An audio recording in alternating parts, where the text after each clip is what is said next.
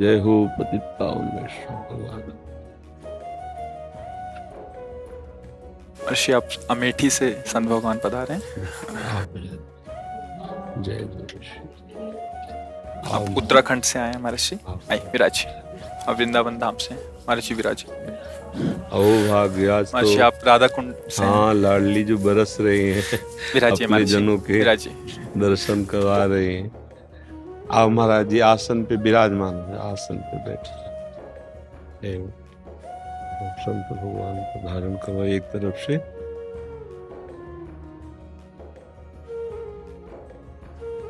हाँ, मुखारविंद से गिरिराज परिकर आए थे तो श्री जी की प्रसादी लाए थे। गिरिराज जी महाराज, तेरो ही ध्यान राधिका प्यारी गोवर्धन धर लागे।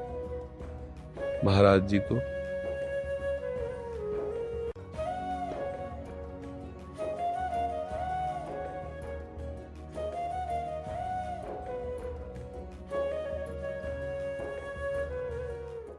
एक बार पूज्य भाई जी महाराज से प्रश्न किया गया था कि प्रेम का अंकुरण हृदय में कैसे होता है। भाई जी महाराज प्रियाजू के भाव में, श्री लालजू के प्रेम में मगन रहते थे। बहुत महामहिम स्थिति भाई जी महाराज। भाई जी श्री हनुमान प्रसाद पोद्दार जी महाराज, जिनके स्पर्श मात्र से राधा बाबा का भाव जो ब्रह्म भाव था वो श्री कृष्ण प्रेम में बदल गया। उन महान विभूति को कैसे कोई उनकी महिमा का वर्णन करे। तो उनसे पूछा था कि राधा कृष्ण का प्रेम हृदय में अंकुरित कैसे होता है, कैसे हृदय में प्रेम जागृत होता है। प्रभु हमारे एक ही हैं, वो लीला के लिए विभिन्न रूप धारण करते हैं। रसोया परमानंद एक एव द्विधा सदा, श्री राधा कृष्ण रूपाभ्याम तस्यै तस्मै नमो नमः। वही अपने स्वरूप से श्री राम जी के रूप में है, वही अपने विविध रूप धारण करके भक्तों की भावना के अनुसार सुख पहुंचाते हैं। तो ये सूत्र केवल राधा कृष्ण प्रेम के लिए ही नहीं है, समस्त भगवत स्वरूपों में प्रेम प्राप्त करने के लिए है।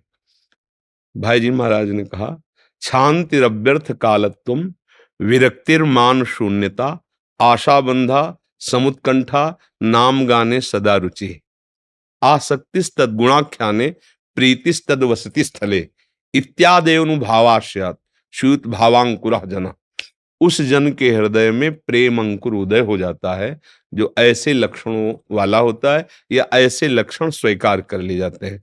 शांति, शांति उसे कहते हैं कि जैसे किसी ने हमारे साथ अपकार किया, प्रतिकूलता की, हमें गाली दी, निंदा की, तिरस्कार किया और हम उसे सह जाते हैं, कुछ नहीं कहते, उसे कहते शांति। और शांति कहते हैं कि उसके लिए मंगल विधान सोचना, ये उससे बढ़कर शांति में कि अब जो प्रभु सहायं, जैसे सहायं, हमारा साधु स्वरूप हमको सह जाना है, हमें भगवत प्राप्ति करनी, इसलिए हमें सहन करना है। एक तो ये हुआ शांति।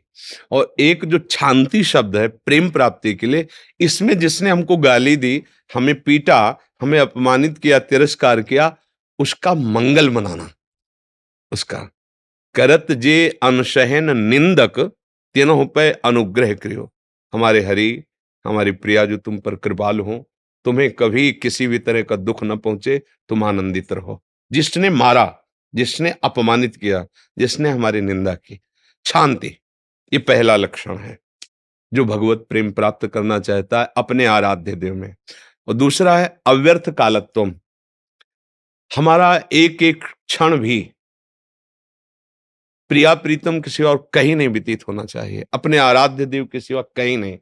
हमारी एक एक इंद्री केवल भगवत संबंध से ही वो अपनी चेष्टारत हो।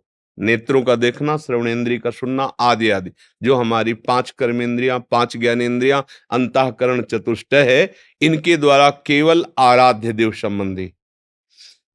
छठदम शील विरत बहुकर्मा निरत निरंतर सज्जन धर्मा।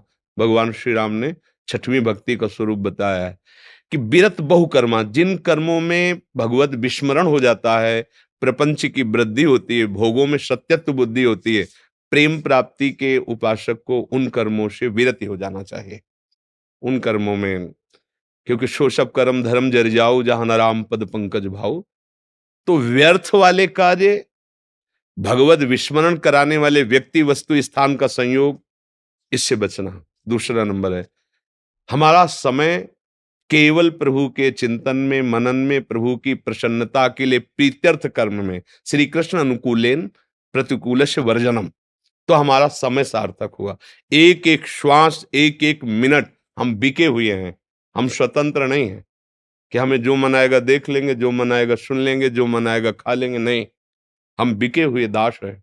अपने केवल आराध्य देव की चर्चा, आराध्य देव की चर्चा करना, आराध्य देव के प्रसादी पुष्प का सौरभ, इत्र का सौरभ, आराध्य देव के प्रसादी वस्त्र धारण करना और आराध्य देव के ही चिंतन में सुख है ऐसा बुद्धि का निश्चय करना, आराध्य देव की ही सेवा के लिए मन से संकल्प करना, आराध्य देव के ही चिंतन में चित्त का लगना और आराध्य देव के अहंकार में रहना कि मैं श्यामा श्याम का दास हूं।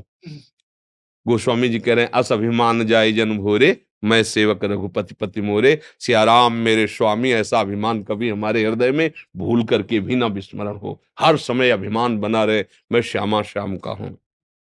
विरक्तिर, तीसरा है विरक्तिर।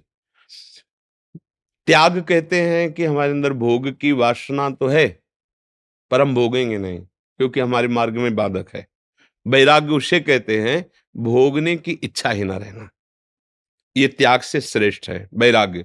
और ये भोग वस्तु है ऐसा भान भी ना होना, उसे उपरति कहते हैं।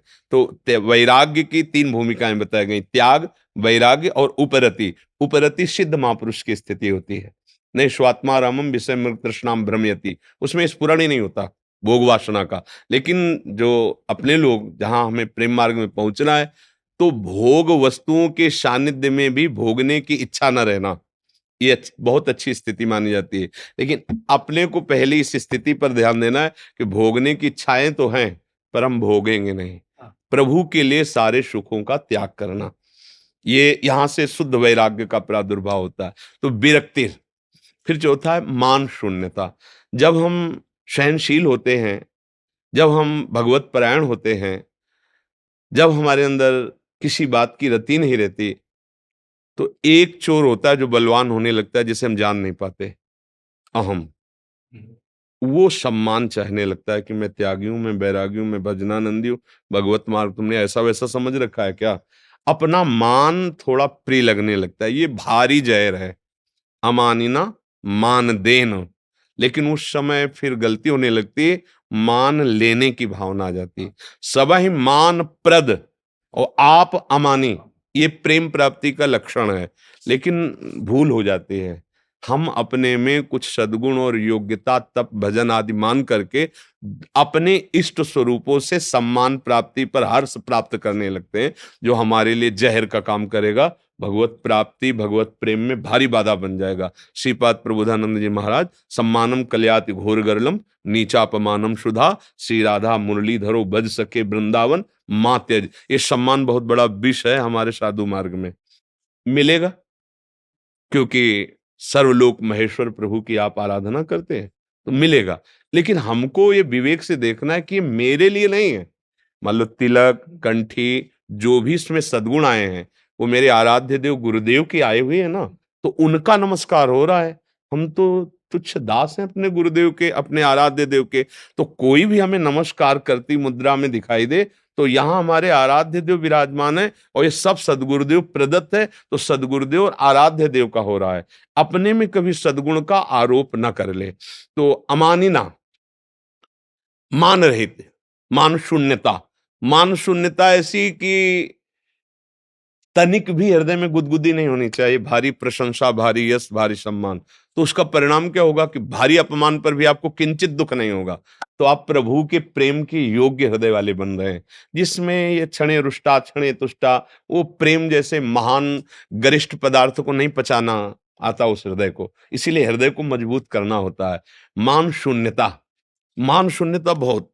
फिर आसक्ति तद गुणाख्याने, भगवान की चर्चा करने का नशा होना चाहिए। अगर कोई हमारे पास बैठ गया, तुम पूछो ना पूछो हम शुरू हो गए, हम आशा बसन व्यसन याते नहीं, रघुपति चरित होए ता सनकादि के लिए आया। तो तीन श्रोता बन गए, आप बोलने लगे, कभी वो श्रोता बन गए, कभी वो सुन वक्ता बन गए। भगवत चर्चा करने का नशा होना और सुनने का नशा होना। जहां जहां पिय की बात सुने खोजत तिन गैर, कोई मेरे प्यारे श्याम सुंदर की बात सुना दे, मेरी लाडली की बात कान तरस जाए, कोई मुझे प्रभु चर्चा सुना दे, ऐसी भूख श्रवणेन्द्री में जग जाए, कोई मुझे मेरे प्यारे की बात सुना। बावरो सो रस में फिरत खोजत नेह की बात। उत्साह संपन्न होकर नाम जपने की रुचि प्रकट हो जाना। समुत्कंठा नाम गाने सदा रुचि। इतना नाम में प्रेम होना चाहिए कि अगर प्रभु भी सामने खड़े हो तो हम नाम को नहीं छोड़ सकते, क्योंकि धोखा हो जाएगा। पतंग को नजदीक समझकर डोरी छोड़ दी तो उड़ जाएगी। डोरी के कारण ही पतंग नजदीक आ रही। प्रभु मानो पतंग है और नाम डोरी है, खींचते जाओ नजदीक आते चले जाएंगे। अगर नाम छूट गया तो हमारा सर्वस्व चला गया। तद विस्मरणेन परम व्याकुल थे। नहीं, नाम नहीं छोड़ सकते। आप आओ ना आओ, दर्शन दो ना दो, आपकी मौज। पता नहीं हम योग्य हैं नहीं, लेकिन नाम नहीं छोड़ेंगे, ये गुरु जी ने तो दिया है। हमारा जीवन जैसे हम श्वास छोड़ेंगे तो मर जाएंगे, ऐसे हम नाम नहीं छोड़ सकते। इतना हमारा नाम में समाहित चित्त हो जाए कि नाम नहीं छूट सकता। कोई चेष्टा नहीं, जैसे धड़कन चल रही ना, ऐसे चल रहा है अपने आप। अभ्यास, जो अभ्यास रथ हैं वो खुद देख रहे हैं। नींद में पड़े, चेतना खुली, चल रहा है, अर्थात नींद में विचार। और पूज्यपाद गोस्वामी पाद राधा कुंड वाले महाराज जी के लिए तो सोवत हु रसना रटे राधा कृष्ण सुनाम, रघुनाथ दास जी गोस्वामी, कि अगर वो नींद में भी है तो जिज्ञासा से राधा कृष्ण राधा कृष्ण राधा कृष्ण राधा। सोवत हु रसना रटे, समुत्कंठा नाम गाने सदा रटे। और प्रीतिस्तद वसति स्थले, अपने प्रभु की लीला स्थली प्राण प्यारी हो जानी चाहिए। भैया हम जी नहीं सकते ब्रज के बिना, वृंदावन के बिना, हम अपने आराध्य देव की लीला स्थली के बिना जी नहीं सकते। ये हमारा जीवन है। अगर ये भाव हमारे अंदर आ जाए तो समझना चाहिए प्रेम महाराज हृदय रूपी सिंहासन पर पधार रहे हैं, या पधराना हो तो इन लक्षणों को हृदय में धारण करना चाहिए। वैराग्यवान भगवत अनुरागी के लिए कुछ दुर्लभ नहीं है, बस ये अनुराग प्राप्त हो। भगवान सब कुछ देने में सहजता दिखाते हैं पर प्रेम देने में नहीं, ये ध्यान रखना। परम पद भी वैसे ही दे देंगे, पर प्रेम, प्रेम वो वस्तु जो भगवान को सदैव बांध के रखता है, अधीन रखता है। प्रिया प्रीतम उसको कभी एक क्षण के लिए नहीं छोड़ते, जिसके हृदय में उनका प्रेम प्रकट हो जाता है, अधीन हो जाता है।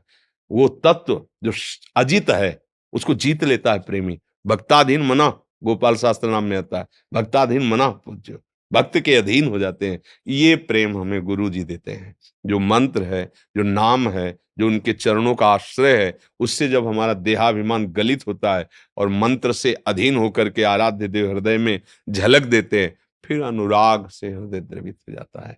हम सब अपने गुरुजनों की कृपा का आश्रय लेकर के निरंतर चिंतन परायण रहें।